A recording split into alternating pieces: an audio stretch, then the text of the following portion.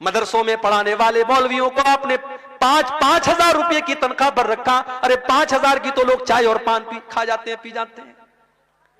5,000 में वो मौलवी किस तरीके से अपने बच्चों का पेट पालेगा, कभी आपने सोचा?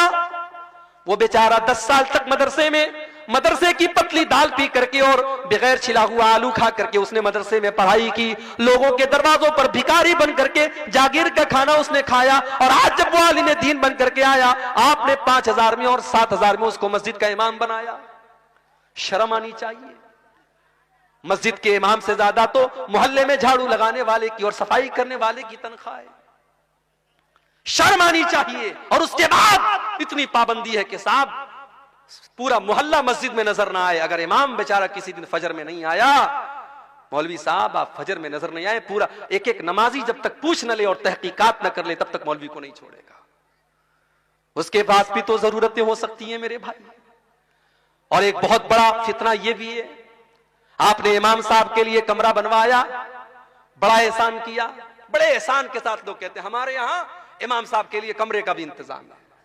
कैसा कमरा है? छोटी सी कोठरी है। बेचारा इमाम सर एक दीवार में उसका टकरा रहा है तो पैर दूसरी दीवार में टकरा रहा है। इतना बड़ा कमरा होता है इमाम साहब का कि वो मुर्गी का दरबा भी उससे बड़ा होता है। वो बेचारा फैमिली लेके नहीं रह सकता। उसकी बीवी बेचारी जिंदगी भर शादीशुदा होने के बाद भी अपने शौहर से दूर रहे। ओ लोगों, तुमने इन मौलवियों की जिंदगी को ऐसा क्यों बना दिया? मदरसों में पढ़ाने वाले टीचरों के लिए आपने फैमिली क्वार्टर का इंतजाम क्यों न किया? कल अगर उस मौलवी के कदम बहके, उस इमाम के कदम बहके, उस खतीब के कदम बहके, उस टीचर के कदम बहके, वो तो गुनहगार होगा ही होगा। हम और आप भी कम गुनहगार ना होंगे। हमने उनको अपनी फैमिली से दूर करके बहुत बड़ी आजमाइश में डाला है। यहां पे बहुत सारी मस्जिदों के जिम्मेदार भी होंगे, मदरसों के जिम्मेदार भी होंगे। मैं अल्लाह का वास्ता देकर के आपसे कहता हूं कि आप अपने इदारे में पढ़ाने वाले टीचरों के लिए ऐसी जगहों का इंतजाम करिए कि वो फैमिली के साथ रहें। आप मस्जिदों के इमामों के लिए फैमिली क्वार्टर का इंतजाम कीजिए। आपको अगर अपने बीवी बच्चों के साथ रहने का हक है तो उस मौलवी को भी पूरा पूरा हक है मेरे भाई।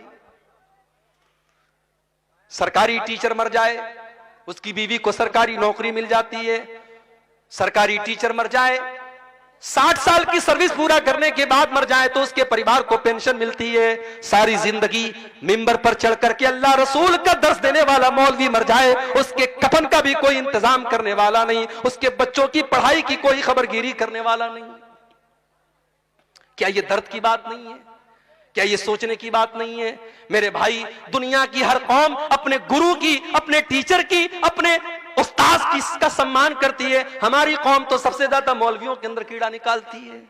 ठीक है, वो इंसान है, उनके अंदर अच्छे भी लोग हैं, बुरे लोग भी हैं, उनके अंदर कमियां हैं, कोताहियां हैं, मगर ये सोचो कि आज के इस दौर में वही है जो आपको अल्लाह के बारे में बता रहे हैं, रसूल के बारे में बता रहे हैं, जन्नत के बारे में बता रहे हैं, जहन्नम के बारे में बता रहे हैं। अल्लाह की कसम, अगर ये उलमा दुनिया से चले गए, आपको कोई कलमा पढ़ाने वाला, आपको कोई कुरान बताने वाला, आपको कोई अल्लाह के बारे में बताने वाला ना मिलेगा। मौलवी बेचारे मर जाते हैं, उनके बाद उनके बच्चों, उनके परिवार का क्या होता है कोई पूछने वाला नहीं।